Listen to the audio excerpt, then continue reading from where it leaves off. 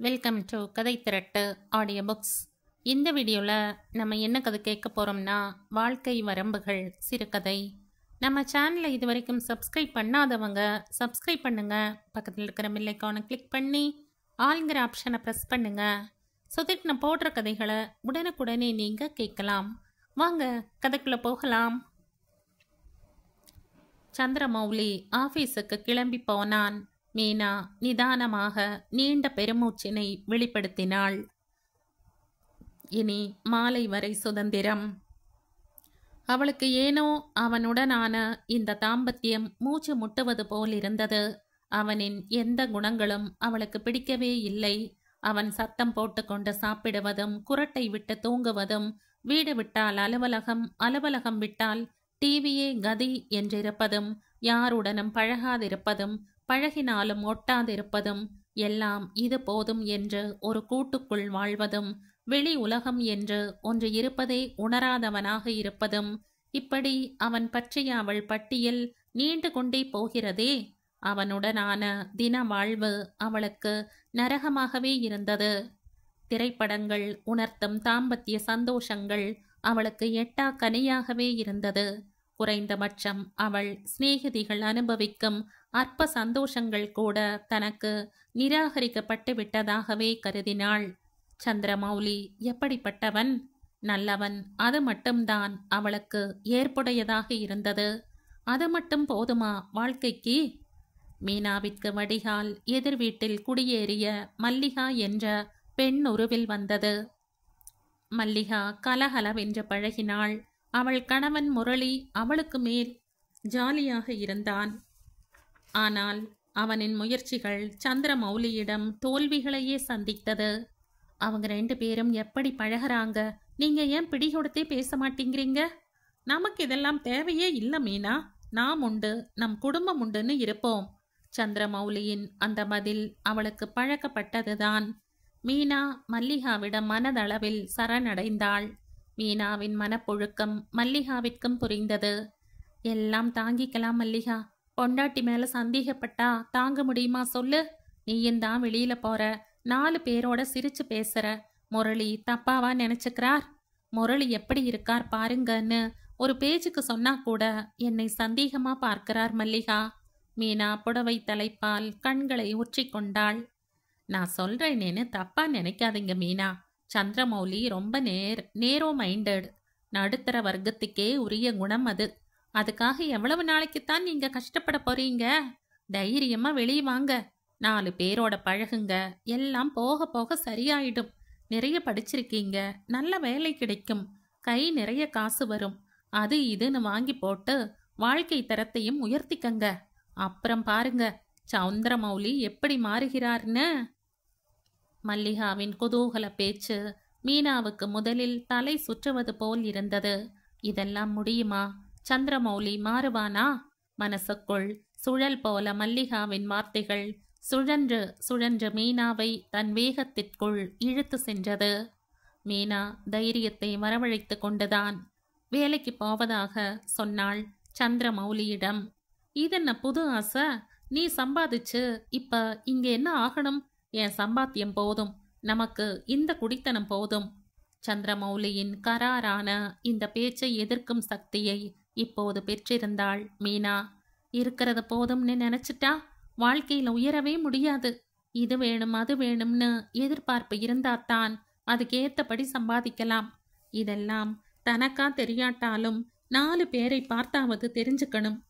சந்திரமௌலி அவளை நிமிர்ந்து தீர்க்கமாய் பார்த்தான். அவள் மாறிக்கொண்டிருப்பது புரிந்தது. அந்த மாற்றங்களுக்கான காரணகர்த்தாக்கள் யார் என்பதும் புரிந்தது. ஏனோ அவளை பார்க்க பரிதாபமாகவும் இருந்தது. அவளுக்கு வெளியுலகம் தெரியாது. அதன் வெளிச்சம் மட்டும்தான் கண்ணில் படுகிறது. அதற்குள் இருக்கும் மர்மங்கள் புரியவில்லை. பட்டால் புரிந்து கொள்வாள் எனப்பட்டது. மீனா, எந்த 4 பேரை பத்தியும் எனக்கு கவலை இல்லை. எனக்கு கவலை இருக்கே. கவலைப்படும்படியா இங்க என்ன குறைச்சல்? எதுல குறை இல்ல? ஹைதர் காலத்து டிவி மிக்சியோட எத்தனை காலம்தான் குடித்தனம் பண்றது? 4 பேர் வந்து பார்த்தா என்ன நினைப்பாங்க? மீனா, எதுக்கு இப்படி 4 பேர் பைத்தியம் பிடிச்சு அலையிற? ஒரு குடும்ப பெண்ணுக்கு இதெல்லாம் தேவையே இல்லை. வெளியுலகம் நீ நினைக்கிற மாதிரி இல்ல. அடிபட்டா நீ தாங்க மாட்ட. உனக்கு அவசியமும் இல்ல. சந்திரமௌலி யதார்த்தத்தை பேசியதை புரிந்து கொள்ளும் மனநிலையில் இல்லை அவள்.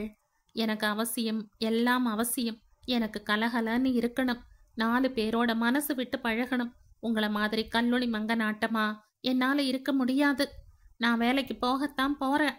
உத்வேகமாய் பேசிய அந்த மீனா அவனுக்கு மிகவும் புதியதாய் தெரிந்தாள். எந்த ஆபீஸ்ல உனக்கு நாற்காலியை போட்டு வச்சு காத்திருக்கா? அதெல்லாம் மல்லிகா பார்த்துப்பா. மீனா அவனை ஓரக்கண்ணால் பார்த்து கொண்டே சொன்னாள். அந்த பொண்ணு சரியில்லை மீனா, அவ சங்காத்தம் உனக்கு வேண்டாம். அவன் எச்சரிக்கை அவளுக்கு வேடிக்கையாக இருந்தது. அட்ராஸ் அக்க, யாரு மல்லிகா? அவ கருப்பா செவப்பா குண்டா ஒல்லியான்னு எதுவுமே தெரியாத நீங்க அவளை பத்தி பேசுறீங்களா? உங்களுக்கு ஒரு பொண்ணு கம்பீரமா வலம் வந்தா பிடிக்காதே? இந்த பாரு மீனா, என்னை நீ குறைவா எடை போடுறத பத்தி எனக்கு கவலை இல்ல. ஆனா அவளை நீ அளவுக்கு அதிகமா எடை போடுறது உன் ஆபத்துல தள்ளிடும். ஒரு பொம்பளை தேவைக்கு அதிகமா ஆசைப்பட்டா அது அவளை பாதாளத்துல தள்ளிடும். அதுல நீ போய் விழுந்து விட நான் விட மாட்டேன். சந்திரமௌலியின் இந்த வார்த்தைகள் காலப்போக்கில் காற்றோடு கலந்து போனது. மீனா விட்டில் பூச்சியாய் மல்லிகாவின் வெளிச்ச வார்த்தைகளுக்கு விழ ஆரம்பித்தாள். அழகிருக்கிறது, அறிவு இருக்கிறது, சாமர்த்தியமாய் நடந்து கொண்டால் சாதனைகள் செய்யலாம் என்று காந்த வார்த்தைகளால் இழுத்து வளைத்து போட்டு கொண்டாள் மல்லிகா மீனாவை. சின்ன சின்ன வேலைகளாக செய்ய வைத்து 500 1000 என்று கரன்சியை கையில் வைத்தாள் மல்லிகா. புது நோட்டுகளின் வரவு மீனாவுக்கு புது தெம்பை மட்டுமல்ல, புது புது பொருட்களின் சேர்க்கையையும் கொடுத்தது. இதை செய்வதில் தப்பில்லை, அதை செய்வதில் தப்பில்லை என்று அவளது செயல்களும் எண்ணங்களும் விரிந்து கொண்டே போயின. அந்த விரிவாக்கத்தின் உச்சகட்டமாக மல்லிகா கல்யாண்குமாரை அறிமுகம் செய்து வைத்தாள். மீனா, உனக்கு ஒரு நல்ல வாய்ப்பு கிடைச்சிருக்கு. சில்றையா எத்தனை நாளைக்குத்தான் சம்பாதிக்கிறது? உடம்பையும் அலட்டிக்காம அலைஞ்சு தெரியாம கை நிறைய சம்பளம் கிடைக்கும். காரு பங்களான்னு சௌகரியமா இருக்கலாம். என்ன சொல்ற மீனா? மல்லிகாவின் வர்ணம் பூசிய வார்த்தைகள் மீனாவை கிரங்கடித்தன. புதிர் போடாம சொல்லு மல்லிகா. மீனா, கல்யாண்குமார் பெரிய இண்டஸ்ட்ரியலிஸ்ட். காசு பணம் கொட்டி கிடக்கு. இருந்து என்ன பிரயோஜனம்? மனசுல நிம்மதி இல்ல. ஏன், என்ன ப்ராப்ளம்? அவரோட மனைவிதான். அவளுக்கு என்ன? வாயில நுழையாத வியாதி மீனா. 10 வருஷமா படுத்த படுக்கை. அழகழகா 2 குழந்தைங்க. பாவம், கல்யாண் குழந்தைகளையும் வீட்டையும் கவனிக்க முடியாம ரொம்ப திண்டாடுறாரு. தொழில் பிரச்சனைகள் வேற தலைக்கு மேல. தங்கமான மனுஷன், தாராளமான மனசு. எல்லாம் கவனிச்சுக்க ஒரு குடும்ப பெண்ணை எதிர்பார்க்கிறாரு. வேலைக்காரங்க இருக்காங்க, அந்த அம்மாவை கவனிச்சுக்க நர்ஸ் வராங்க. ஆனா அவங்களையும் மேய்ச்சு கட்டணுமே. அதுக்கு பொறுப்பா நம்பிக்கையா ஆளு வேணும். உனக்கு சம்மதம்னா சொல்லு. கார் வந்து உன்னை கூட்டிக்கிட்டு போய் விட்டுரும். மாசம் 10,000 ரூபாய் சம்பளம் கொடுப்பார். அப்புறம் நீ நடந்துக்கிறத பொறுத்து இருக்கு. மீனா கற்பனையில் கல்யாண்குமாரை உருவகப்படுத்தி பார்த்தாள். அரவிந்த் சுவாமி போன்ற ஒரு அழகு மனிதனுடன் வாய்விட்டு சிரித்து கொண்டு படகு காரில் பயணித்து ஷாப்பிங் மால்களில் விதவிதமாய் பர்ச்சேஸ் செய்து கொண்டு எல்லாம் இன்பமயமாக தோன்றியது.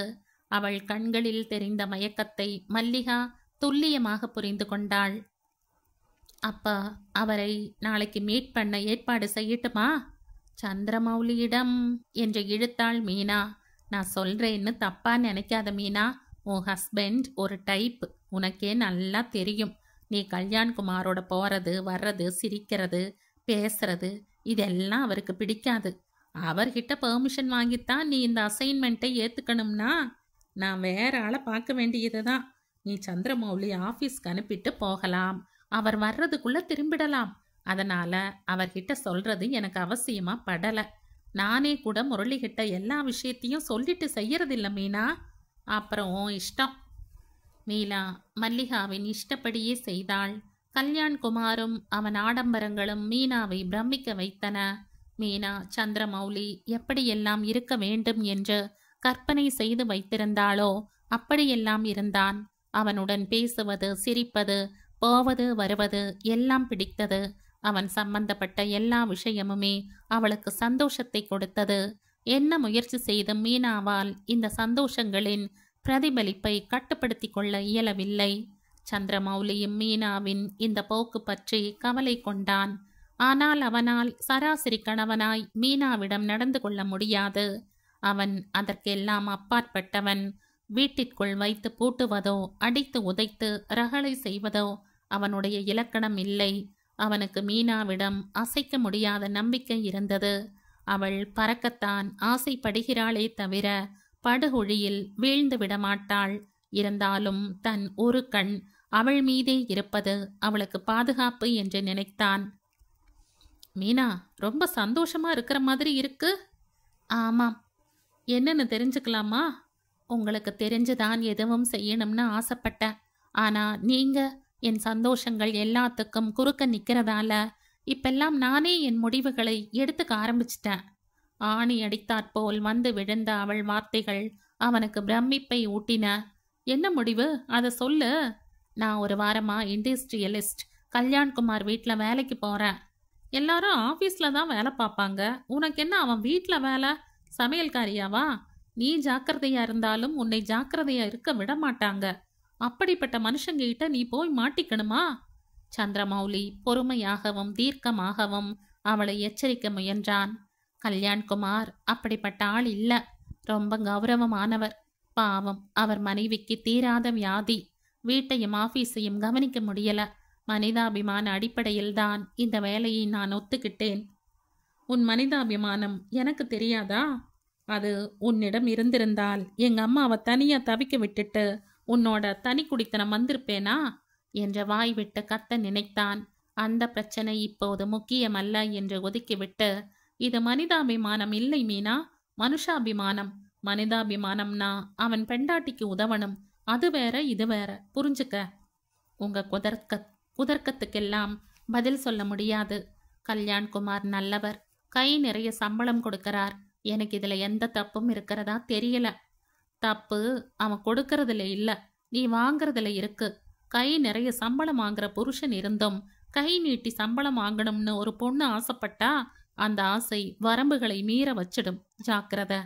சந்திரமௌலி பீரிட்டெழும் ஆத்திரத்தை கட்டுப்படுத்தி கொண்டு புறப்பட்டு போனான். வாசலில் கார் சத்தம் கேட்டது. கல்யாண் படியேறி வருவது தெரிந்தது. டிரைவர் வரலையா? ஏன், உங்களை நான் வந்து அழிச்சுக்கிட்டு போகக்கூடாதா? அவள் மீதான அந்த அக்கறை அவளுக்கு பிடித்திருந்தது. ஒரு காஃபி கிடைக்குமா? கண்டிப்பா, உட்காருங்க, இப்ப கொண்டு வர என்று உள்ளே திரும்பிய மீனாவை அவன் பின் தொடர்ந்தே வந்தான். ஒன்லி 1 பெட்ரூம் தானா என்று கேட்டுக்கொண்டே வந்த கல்யாண் சமையலறை வாசலை அடைத்து கொண்டு நின்றான். அவன் மீதிருந்து வீசிய சென்ட் மனம் அவளை பாடாய்ப்படுத்தியது. சந்திரமௌலிக்கு சென்ட் பிடிக்காது என்று ஏனோ அப்போது ஞாபகத்துக்கு வந்தது. அவளிடமிருந்து காஃபியை வாங்கும் பொழுது முழுவதுமாக அவள் விரல்களை ஸ்பரிசித்தான். மீனா உடல் முழுவதும் மின் அலைகள் பாய பலவீனமாக உணர்ந்தாள். மீனா, ஒன்று சொல்ல நினைக்கிறேன், சொல்லட்டுமா? உள்ளூர பயந்தவாறே ப்ளீஸ் என்றாள். நீங்க கட்டியிருக்கிற புடவை எனக்கு பிடிக்கலை. Can you change into something dark, maybe blue, pink, orange? மீனாவால் அவனின் இந்த விருப்பத்தை நிராகரிக்க இயலவில்லை. ஆனாலும் அவனை வீட்டிற்குள் வைத்து கொண்டா மனம் மறுத்தது. கல்யாண், நாளைக்கு நான் டார்க் கலரில் வரேன். இன்னைக்கு நேரம் ஆயிடுச்சு, போகலாம் வாங்க. யூனோ, நாளைங்கிறது நம்ம கையில் இல்லை. Why not today please? அவன் அழகாக கெஞ்சுவதாகப்பட்டது. இந்த செல்ல கெஞ்சல்கள் இல்லாத வாழ்க்கை பாலைவனமாகப்பட்டது அவளுக்கு. இல்லை, வந்து. மீனா வெகுவாக தயங்கினாள். ஓ, ஐம் சாரி மீனா, எனக்கு இப்பத்தான் புரியுது நீங்க ஏன் இவ்வளவு தயங்குறீங்கன்னு. நீங்க புடவையை மாத்துங்க, நான் கார்ல வெயிட் பண்றேன். சொன்னபடியே காருக்குள் பாய்ந்தான் கல்யாண். ச, என்ன டீசன்ட் மேன், புண்படுத்தி விட்டோமோ என்று நினைத்தவாறே ஆழ்ந்த நீளத்திற்கு மாறினாள். Meena, you are looking gorgeous என்றான். பிரகாசமான அவனது பார்வை அவள் மீது தங்கு தடையின்றி பயணப்பட்டது. மீனாவின் மனம் காற்றாய் பறந்தது. இதமான இசையும் காரின் ஏசியில் இருந்து வீசிய மனமும் அவனது அருகாமையும் சாலைகளின் நெரிசல்களுக்கிடையே அனாயாசமாக கார் ஓட்டும் ஸ்டைலும் இதெல்லாம் ஏன் சந்திரமௌலியிடம் இல்லை என்று மனம் ஏங்கியது. மீனா, இறங்குங்க என்றபோதுதான் தான் ஒரு புது இடத்திற்கு கொண்டு வரப்பட்டிருக்கிறோம் என்பதை உணர்ந்தவளாக, கல்யாண், இது என்ன இடம்? இதுவும் என் வீடுதான் மீனா. சாரி, நம்ம வீடு. Please come with me. Kalyan கடகடவென்ற படியேறி போனான். மானின் மிரட்சியுடன் மீனா அந்த வீட்டிற்குள் நுழைய கல்யாண் நிதானமாக கதவை தாளிட்டான். கல்யாண், மீனாவின் குரல் ஓங்கியது. பயப்படாதீங்க மீனா, ஒரு சின்ன செலிப்ரேஷன், நமக்குள்ள கொஞ்ச நேரம், அப்புறம் போயிடலாம். மீனாவுக்கு எதுவும் சரியாக படவில்லை. என்ன கொண்டாட்டம்? இன்னைக்கு என் பிறந்த நாள் மீனா. சந்தோஷமா நீங்க வந்திருக்கீங்க என் வாழ்க்கையில. கல்யாண் உற்சாகமாக பதிலளித்தான். அதை அந்த வீட்டிலேயே கொண்டாடலாமே கல்யாண், உங்க மனைவி குழந்தைங்க முன்னாலேயே, அப்பாவியாய் கேட்டாள் மீனா. இல்லை மீனா, அது முடியாது. ஒரு பர்த்டே அன்னைக்குத்தான் என் மனைவிக்கு ஸ்ட்ரோக் வந்து படுத்த படுக்கையாகிட்டாங்க. அதனால என் குழந்தைகளும் வெறுத்துட்டுதுங்க. அதுக்கப்புறம் நானும் என் பிறந்த நாளை நினைக்கிறதில்ல. ஆனா இந்த வருஷம் நீங்க ஏன் பக்கத்துல இருக்கீங்க, அதனால கொஞ்ச நேரமாவது உங்களோட என் பிறந்த நாளை கொண்டாடணும்னு. மீனாவுக்கு கல்யாணின் அந்த நிலை பரிதாப உணர்வை ஏற்படுத்தியது. காசு பணம் கொட்டி கிடக்கு, எதையும் அனுபவிக்க முடியாத அவன் சூழல் அவளை இழக வைத்தது.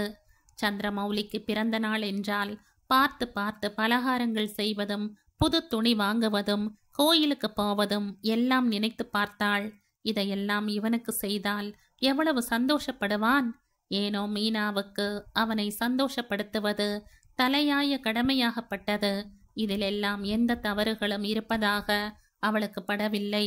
தன் திட்டங்களை கல்யாணிடம் சொன்னாள். கல்யாண் பிரமித்து போனான். ஒரு கண்டிஷன் மீனா என்றான். என்ன என்பது போல பார்த்தாள். புது ட்ரெஸ் வாங்கி கடையிலேயே போட்டுப்பேன். ஸ்வீட் சாப்பிடுவோம், கோயிலுக்கு போவோம், திரும்ப இங்கேயே வருவோம், சரியா? எதுக்கு இங்க வந்து என்ன செய்ய போகிறோம்? எதுக்கு என்னன்னு கேள்வி எல்லாம் வேண்டாம், முதல்ல புறப்படு. அவனின் வார்த்தைகளுக்கு மறுப்பு சொல்ல இயலாத நிலைக்கு தள்ளப்பட்டிருந்தாள் மீனா. கல்யாண் புதிதாய் அணிந்து வந்த ஷூட்டிங்கில் கம்பீரமாக இருந்தான். வானளாவிய ரேமண்ட்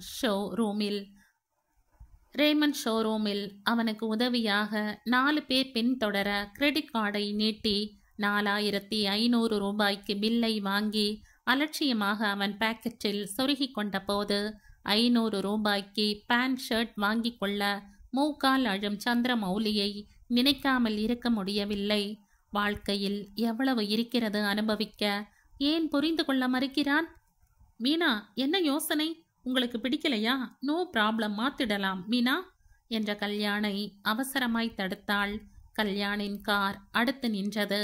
நகரத்தின் மிகப்பெரிய பொற்கூடம். அவனை பார்த்ததும் ஓடி வந்தனர் பணியாட்கள். மெல்லிய குரலில் அவன் ஏதோ சொல்ல, அடுத்த சில நொடிகளில் கல்யாணின் கையில் சில நகைப்பெட்டிகள். வாங்க மீனா, போகலாம் என்று விட்டு காருக்கு திரும்பிய கல்யாணை கார் வரை வந்து வழி அனுப்பினர் கடை பணியாளர்கள். அவனின் தோரணை, அவனுக்கு கிடைக்கும் மரியாதைகள் எல்லாமாய் மீனாவின் மனதிற்குள் அவனின் மகா விஸ்வரூபம். மீனா, ரொம்ப நாளைக்கு அப்புறம் நான் ரொம்ப சந்தோஷமா இருக்கேன். இந்த சந்தோஷத்துக்கு காரணம் நீங்க தான். அதுக்காக உங்களுக்கு என் பரிசு இது என்றபடியே அந்த நகை பெட்டிகளை அவளின் கைகளில் வைத்தான். மீனா அவற்றை திறந்து பார்த்தாள். கண்களை பறித்த அந்த வைரங்கள் அவளை என்னவோ செய்தன. முதலாய் சந்திரமௌலியை கெஞ்சி கூத்தாடி வாங்க போன ஒற்றைக்கல் வைர மூக்குத்தியின் நினைவு வந்தது. 6000 ரூபாய் கொடுத்து வாங்குற அளவுக்கு இதுல என்ன இருக்கு மீனா? வெறும் கார்பன். என்ன மோகம் உனக்கு இதுல? வாங்காமல் திரும்பிய அந்த ஏக்கம் இன்னும் இதயத்திற்குள் ஏதோ ஒரு மூலையில். இதோட விலை? அதை பத்தி உங்களுக்கு எதுக்கு? எவ்வளவோ சம்பாதிக்கிறேன், யாருக்கு கொடுக்க போறேன் என்று சொல்லிக்கொண்டே அவள் சற்றும் எதிர்பார்க்காமல் அதில் இருந்த மோதிரத்தை எடுத்து அவள் விரலில் போட்டுவிட்டு மென்மையாக ஒரு முத்தம் பதித்தான். கல்யாண் சட்டென்று உதறிக்கொண்டு விலகினாள் மீனா. சாரி மீனா, கொஞ்சம் தவறிட்டேன். எனக்கு உங்களை ரொம்ப பிடிச்சிருக்கு மீனா. எனக்கு உங்க நெருக்கமும் அணைப்பும் ஆதரவும் வேணும். ஆனா எல்லாமே உங்க சம்மதத்தோட தான். உங்க சம்மதம் இல்லாம நான் எந்த வரம்புகளையும் மீற மாட்டேன். ஆனா நீங்க எனக்கு கண்டிப்பா வேணும். நம்ம உறவு உங்க குடும்ப வாழ்க்கையை எந்த விதத்திலும் பாதிக்காது. நீங்க எனக்கே வேணும்னு கேட்கலை, எனக்கும் வேணும்னு தான் கேட்கிறேன். இந்த வாழ்க்கை முதல்ல உங்களுக்கு கஷ்டமா இருக்கும், அப்புறம் சரியாயிடும். மல்லிகா சந்தோஷமா இல்ல? மல்லிகா மாதிரி பல பேர் இருக்காங்க. இதுல யாரும் யாருக்கும் கெடுதல் பண்றதில்ல. வாழ்க்கையில எல்லாருக்கும் சில தேடல்கள் தேடிக்கிட்டே இருக்கிறத விட ஒரு முடிவுக்கு வரலாம். உங்களுக்கு ஏதோ தேடல், அதை என்னால பூர்த்தி செய்ய முடியும். எனக்கு ஏதோ தேடல், அதை உங்களால பூர்த்தி செய்ய முடியும். இதுல எதுவும் பிரச்சனைகள் இல்ல. இனிமே நீங்க எது தேவைனாலும் சந்திரமௌலிய தொந்தரவு செய்ய வேண்டாம், உரிமையா என்கிட்ட கேட்கலாம் என்றபடியே கல்யாண் மீனாவின் தோளை தொட முயல அவள் விருட்டென்று விலகி கதவை திறந்து கொண்டு வெளியேறினாள். வெளியே வானம் விஸ்தீரணமாய் வெளுத்திருந்தது. மீனாவின் மன அழுக்குகளும் தூய்மைப்பட ஆரம்பித்திருந்தது. கண்ணுக்குள் சந்திரமௌலியின் உருவம் விரிந்து பறந்து விஸ்வரூபமாய். கை நிறைய சம்பளம் வாங்குற புருஷன் இருந்தும் கை நீட்டி சம்பளம் வாங்கணும்னு ஒரு பொண்ணு ஆசைப்பட்டா அந்த ஆசை அவளை வரம்புகளை மீற வச்சிடும். சந்திரமௌலியின் வார்த்தைகளுக்கான அர்த்தங்கள் புரிய ஆரம்பித்தன. வேலை பார்த்து சம்பளம் வாங்கும் பெண்கள் கேவலமானவர்களா என்று அசட்டு விதண்டாவாதம் செய்தது எவ்வளவு முட்டாள்தனம் என்று பட்டது. என்ன வேலை பார்க்கிறோம், எங்கே பார்க்கிறோம், எந்த லட்சியத்திற்காக பார்க்கிறோம், எத்தகைய அவசியத்திற்காக பார்க்கிறோம் என்றெல்லாம் பெண்கள் சுய ஆய்வுக்கு தங்களை உட்படுத்தி கொள்ள வேண்டும் என்று அவன் சொன்ன விளக்கங்களை உதாசீனப்படுத்தியது, உறுத்தியது. நமக்கென்று சில வாழ்க்கை வரம்புகள் இருக்கிறது மீனா, அவற்றை மீறும் சக்தி நமக்கு இல்லை என்றபோது சந்திரமௌலியின் மீது நக்கலாய் பார்வை வீசியதை நினைத்து மனம் கூசிப்போனது. மீனா அவசரமாய் தாண்டி போன ஆட்டோவை கை தட்டி வரவழைத்தாள். வரசித்தி விநாயகர் கோயில் வாசல்ல கொஞ்சம் நிறுத்திக்கப்பா என்றாள். கோயில்ல நேரமாகுமாம்மா? கவலையாய் கேட்டான் ஆட்டோக்காரன். இல்லப்பா, உள்ள கூட போக போறதில்ல. வாசல்லையே ஒரு உண்டியல் இருக்கு, அதுல ஒரு காணிக்கையை செலுத்தணும், அவ்வளவுதான் என்றபடியே தன் விரலில் ஏறி இருந்த வைர மோதிரத்தை கழற்றி கைகளில் வைத்து கொண்டாள். வீட்டு வாசலில் சந்திரமௌலி உட்கார்ந்து கொண்டிருந்தான். அவன் முகம் மிகவும் வாடி போயிருந்தது. மீனா பதறிப்போனாள். என்ன ஆச்சு? ஏன் சீக்கிரமே வந்துட்டீங்க? உடம்பு முடியலையா? ரொம்ப தலைவலி, தாங்க முடியல. பெர்மிஷன் போட்டுட்டு வந்துட்டேன். நீ இருப்பியோ மாட்டியோன்னு நினச்சிக்கிட்டே தான் வந்த. நல்ல வேலை நீ வந்துட்ட. ஆமாங்க, இனி நல்ல வேலைதான். என்னை ஆட்டி படைச்சுக்கிட்டு இருந்த மாயைகள் விலகிடுத்து. மீனாவின் உள்ளம் மட்டுமே பேசியது. மீனா, சூடா ஒரு காஃபி? சந்திரமௌலி முடிக்கும் முன் ஓடினாள் சமையலறைக்குள். நுரை பொங்கும் காஃபியை அவள் நீட்ட சந்திரமௌலியின் விரல்கள் முழுவதுமாய் அவள் விரல்களை தழுவி விலகியது.